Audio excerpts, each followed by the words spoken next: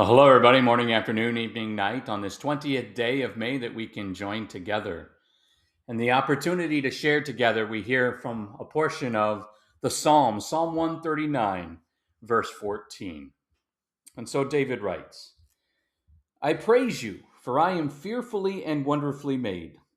Wonderful are your works. My soul knows it well.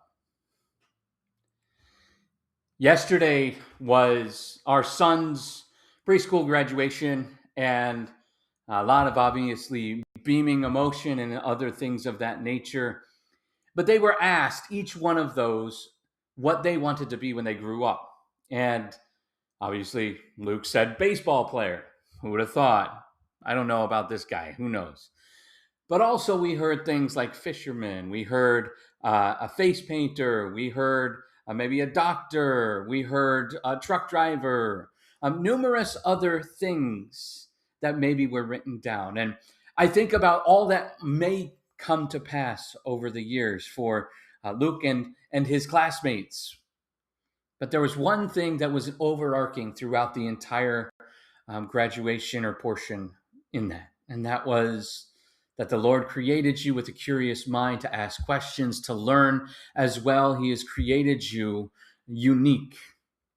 And so today I figured with Psalm 139, placing that right at the heart of everything, that we are fearfully and wonderfully made, pointing not so much to ourselves, but in the one who creates us and redeems us and sustains us by his grace. You were not created by accident. Before you ever achieved a goal, before we failed in weakness, the Lord already knew you completely. Your body, your mind, your soul, they are all gifts from God. And so I once as well heard a story about a certain musician, violin maker, Antonio Stradivari. He was a 17th century violin maker, and within that, it's where we get the word Stradivarius, or excellence, perhaps, is understood. And with being a violin maker, he had once stated that to make a violin at his less than best would be to rob God, who knew that this man would be the one to make well-made violins. And he was right. God could not make Stradivarius violins without Antonio Stradivari. This gift was given completely to him to do and to do well.